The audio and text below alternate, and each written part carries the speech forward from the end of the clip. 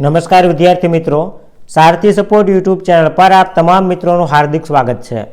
તો આજના વિડીયોની અંદર ડિસેમ્બર મહિનાની અંદર લેવાવાની ચોથી જે એકમ કસોટી છે એ ચોથી એકમ કસોટીની પ્રશ્ન બેંકનું આજે આપણે સોલ્યુશન જોવાના છીએ ધોરણ 9 ગુજરાતીનું।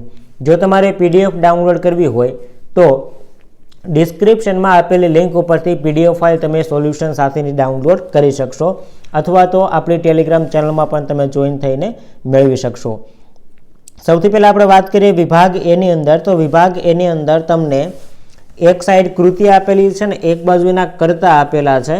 તો આ કૃતિ અને કર્તાને યોગ્ય રીતે તમારે જોડવાના છે। પહેલું એક કૃતિ આપેલી છે ભારતીય સંસ્કૃતિની સિદ્ધિ, તો આના જે કર્તા અથવા તો આમના જે લેખક છે એ વિનોબા ભાવે છે, એટલે જવાબ આવશે વિનોબા ભાવે। ત્યારબાદ વાડી પરના વહાલા, આ કૃતિ છે એના સર્જક છે કાકા સાહેબ કાલેલકર, એટલે જવાબ આવશે કાકા કાલેલકર। ત્યાર પછી આગળ વાત કરીએ તો એના અથવામાં આપેલું છે, આમાંથી કોઈ પણ એક જોડકું આવી શકે, કોઈ પણ એક જોડકું આવી શકે। એમાં મરજીવિયા કૃતિ છે એમનો સાહિત્ય પ્રકાર પૂછેલો હશે, કૃતિ કરતાં પૂરું થઈ ગયું પછી સાહિત્ય પ્રકારવાળા પ્રશ્ન આવી શકે, જેમાં મરજીવિયાનો સાહિત્ય પ્રકાર સોનેટ છે અને રસ્તો કરી જવાના એનો સાહિત્ય પ્રકાર ગઝલ છે। ત્યારબાદ ફરી વખત કૃતિ અને એના પાત્ર વિશે પ્રશ્ન પૂછેલા છે। તો અહીંયા મૃકુંડ ઋષિ જે છે એ કઈ કૃતિનું પાત્ર છે, તો એ સખી માર્કંડી નામની જે કૃતિ છે એનું પાત્ર છે, અને યાસ્કરાચાર્ય જે છે એ ભારતીય સંસ્કૃતિની સિદ્ધિનું પાત્ર ગણી શકાય।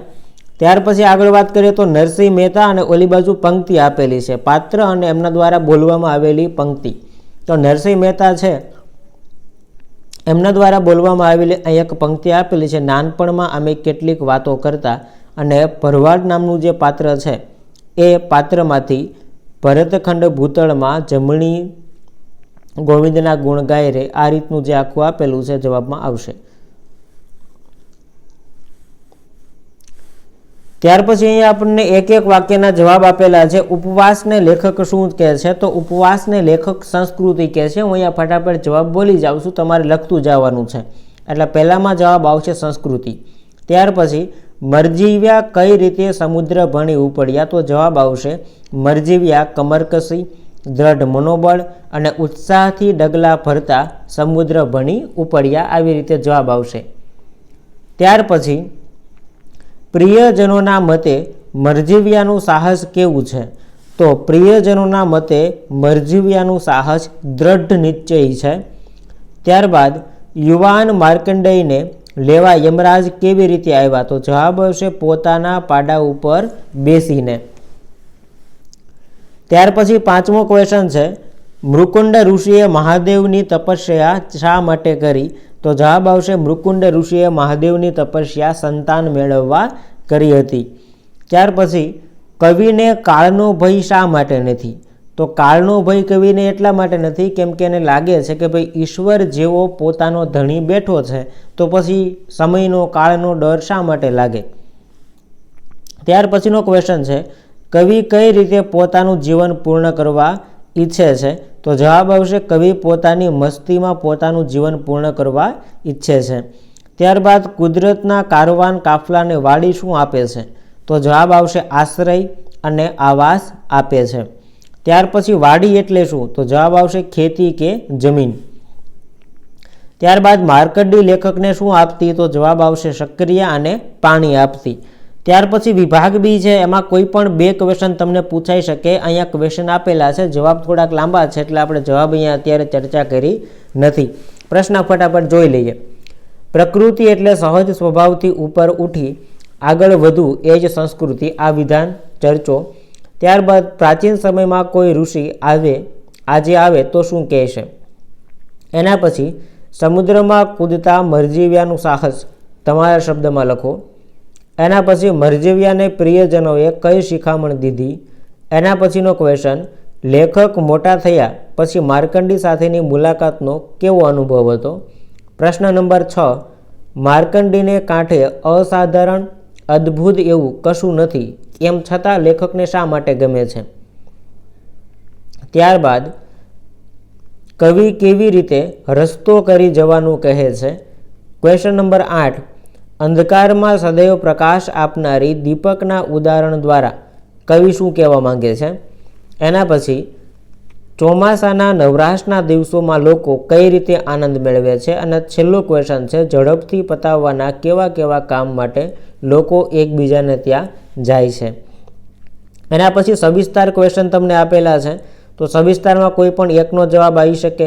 વાડીના જલસાને તમારા શબ્દમાં વર્ણવો, અથવા રસ્તો કરી જવાના કાવ્યમાં વ્યક્ત થતી ખુમારી વર્ણવો, માર્કંડેય ઋષિની કથા તમારા શબ્દમાં લખો. આવા 5 ક્વેશ્ચન કુલ આપેલા છે. આ 5માંથી કોઈ પણ એક તમને આવી શકે છે.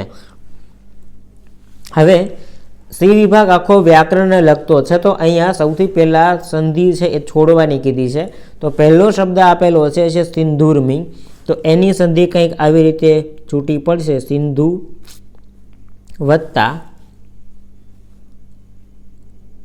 ઉર્મી. એના પછી હિમાલય આપેલું છે, તો હિમ વત્તા આલય, આવી રીતે છૂટી પડશે.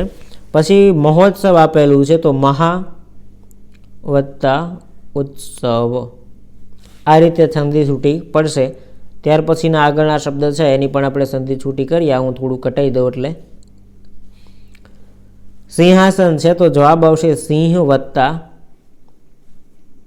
આસન.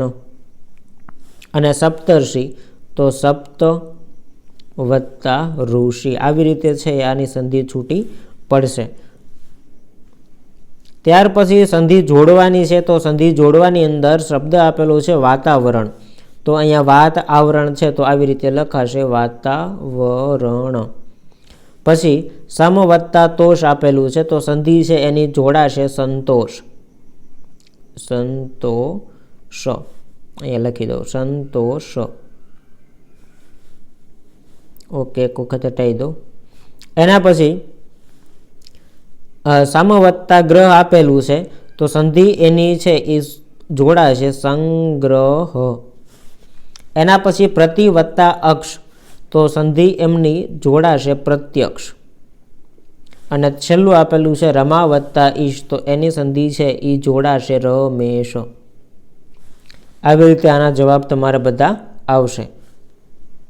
ત્યાર પછી આગળના ક્વેશ્ચનની વાત કરીએ, તો અહીંયા પૂર્વ પ્રત્યય છે કે પર પ્રત્યય છે એ જણાવવાનું છે. તો અહીંયા અસ્વસ્થ છે, અસ્વસ્થ, આની અંદર પૂર્વ પ્રત્યય છે. સુકુમાર છે, તો આની અંદર પણ પૂર્વ પ્રત્યય છે. ત્યારબાદ સામાજિક છે, તો આમાં પર પ્રત્યય છે.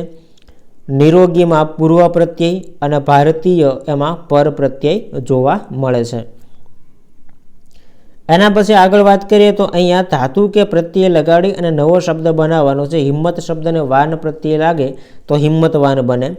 આન શબ્દને પ્રત્યય લાગડવાનો છે. ખેડવું શબ્દ આપેલો છે, તો ખેડાણ બને. ભણેલા શબ્દને તર પ્રત્યય લગાડવાનો, તો ભણતર બને. સમજવું ને આવટ લગાડવાનો છે, તો સમજાવટ બને. અને ફાવવાને આવટ શબ્દ લગાડીએ તો ફાવટ શબ્દ બને. એના પછી આગળ વાત કરીએ, તો અહીંયા રવાનુકારી શબ્દ લખવાના છે. તો પહેલું વાક્ય છે એમાં ભડભડ છે એ રવાનુકારી શબ્દ છે. બીજા વાક્યમાં ખળખળ, એના પછી ટન ટન, મંદ મંદ અને કિલખિલાટ, આ બધા રવાનુકારી શબ્દ જોવા મળે છે. હવે ડી વિભાગની અંદર પત્રલેખન છે. પત્રલેખનની અંદર સૌથી પહેલાં વાત કરીએ, તો વધારે પડતી ટીવી જોવાથી અભ્યાસ ઉપર ખરાબ અસર પડે એ બાબત સમજાવતો પત્ર એક પૂછેલો છે. અથવા તો સ્વાસ્થ્યના મહત્વ વિશે પત્રલેખન છે. પછી ગુરુ પૂર્ણિમા દિવસની ઉજવણી કરતો પત્ર, અને સૌરાષ્ટ્રના પ્રવાસમાં જોડાવા પિતાજી પાસે અનુમતિ માંગતો પત્ર, અને રક્તદાનનું મહત્વ સમજાવતો પત્ર તમારા મિત્રને લખો. આ 5માંથી કોઈ પણ એક તમારે લખવાનો થશે. એના પછી નીચે આપેલું કાવ્ય વાંચી અને પ્રશ્નના જવાબ લખવાના છે. કાવ્ય અહીંયા વાંચી નાખજો અને જવાબ એની નીચે પૂછેલા છે એ ફટાફટ તમારે આપી દેવાના છે. PDF તમે ડાઉનલોડ કરશો એટલે તમને એમાંથી મળી રહેશે. તો આશા રાખું છું કે ગુજરાતી વિષયની જે સંપૂર્ણ એકમ કસોટીની પ્રશ્ન બેંક છે એ તમને વિડીયો પસંદ આવ્યો હશે. જો વિડીયો પસંદ આવ્યો હોય તો લાઇક કરી દેજો. ચેનલને સબસ્ક્રાઈબ કરવાની બાકી હોય તો સબસ્ક્રાઈબ કરી દેજો. મળીએ છીએ નવા વિડીયો સાથે. જય હિન્દ, જય ભારત.